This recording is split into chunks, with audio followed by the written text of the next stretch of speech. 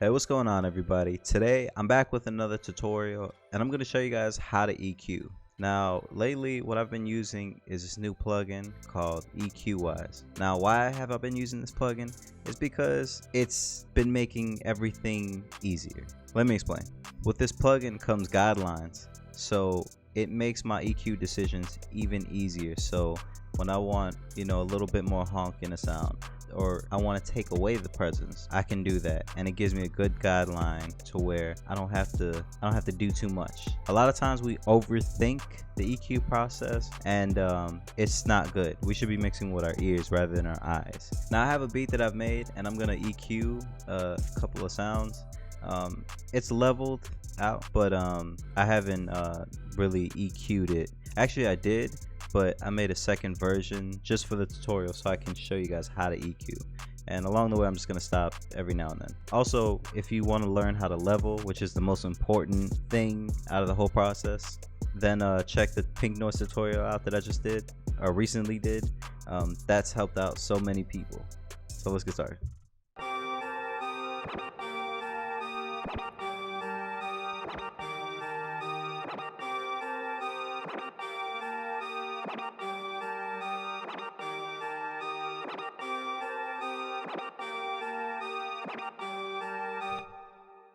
So what I just did was I found what frequency it's in, which you can see visually right here, and anything outside of that I just cut off, and anything that alters the sound I just move back a little bit. So here, so if I do a little bit of this too much or a lot of this, it's gonna sound horrible. But if I go back, all this bass right here is going to interfere with the 808 when it comes in, and the synth bass, because I have a synth bass in here as well. So generally what I like to do is I like to follow the guidelines to the extreme and then move back until it sounds more normal.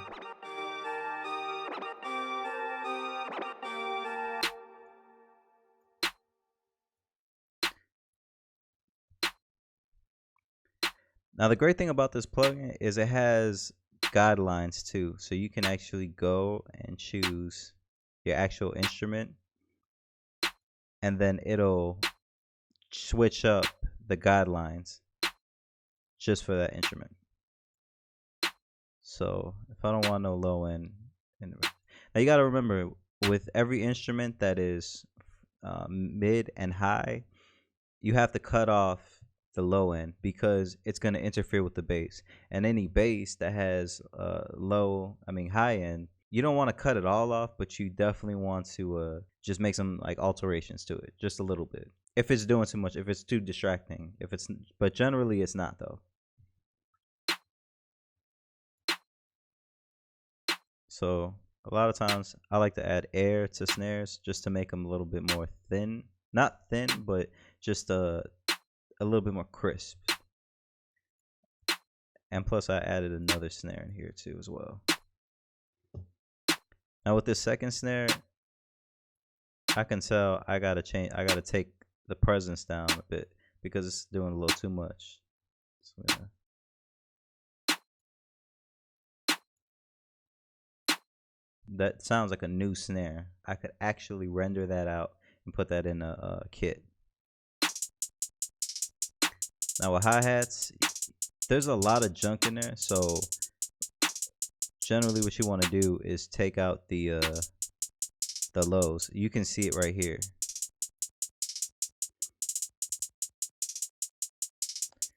Actually, let's use one of the presets. Hi-hats. Boom. So it's low end.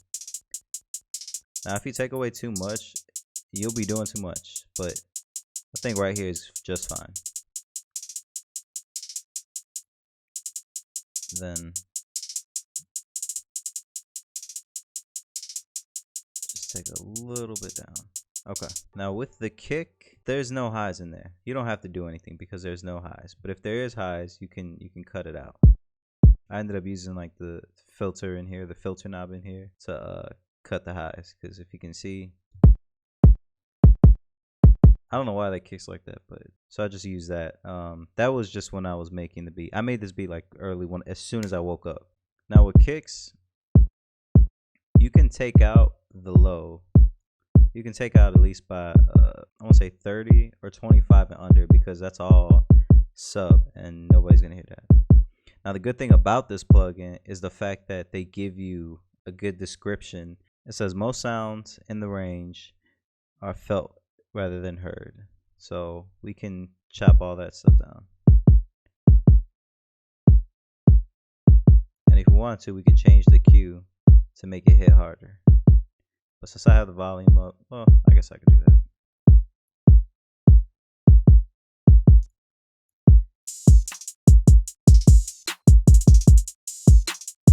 Now let's see if there's any open hat presets.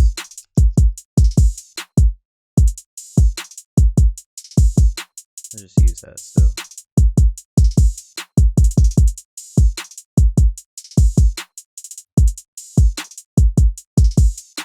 Let's move on to the 808. Now for the 808, I have decapitator on it. I just have the stock thing. Didn't really do nothing too special.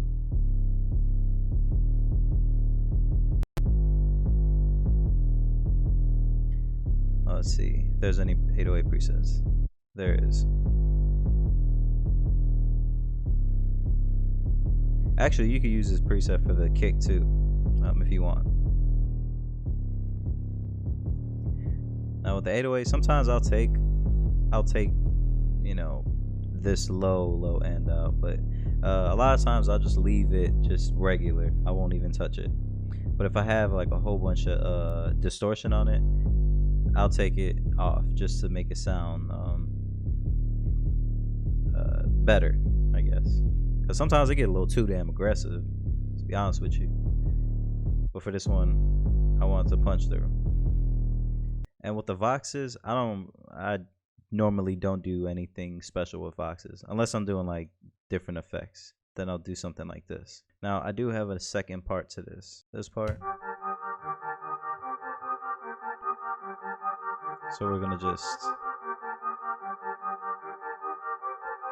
take out the lows, take out the highs since there's none.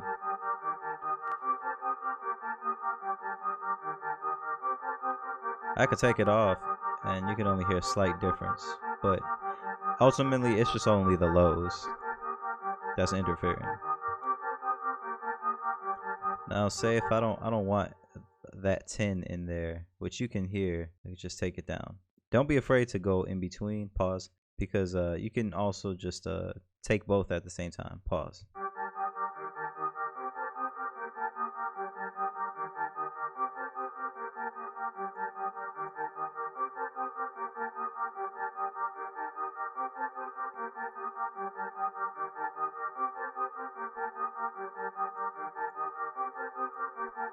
Now I have this thing, it's just like ear candy, basically.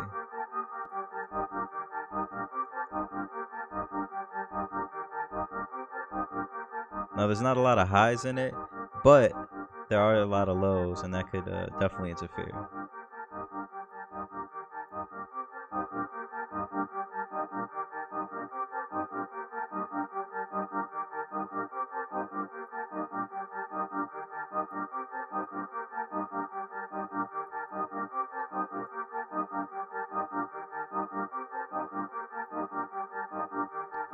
Alright, let's hear how we sounding.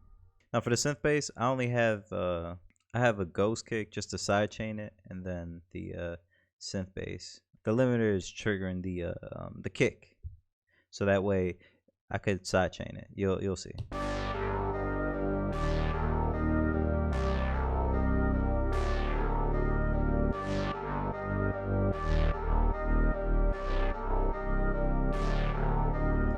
Because this is not on, it's not linked to the master, I don't have to EQ it at all, but this I do. So I'm gonna hit instruments and go to bass synths. Cut off the lows a bit.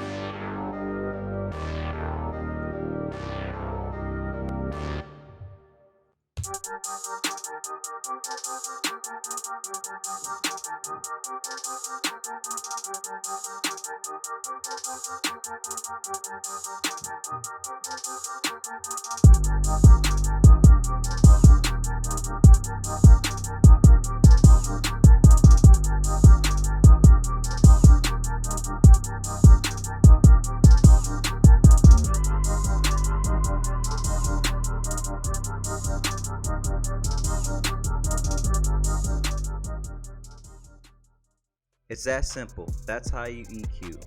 The kick is punching through, the 808 is hitting, the hi-hats aren't doing too much, they got their own space, the melodies got their own space as well, they're not doing too much, and the snares are punching through.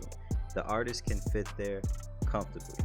As soon as they purchase your beat, as soon as you send it out for placements, if you combine leveling, good sound selection, and EQ, 90% of the job is done already. If you check the Genius videos, that's all they have. They have good sound selection, they have good EQ, and they have, well, basic EQ, and they have good levels. That's it. That's all it takes.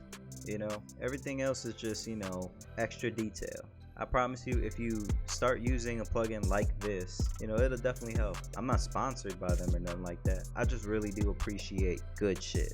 A funny story, actually. I remember I was in the studio one time, right? Guy was like, you know, trying to EQ and shit, and he had his eyes closed, and I asked him, I was like, yo, what the fuck are you doing? He's like, man, I'm trying to feel the frequencies.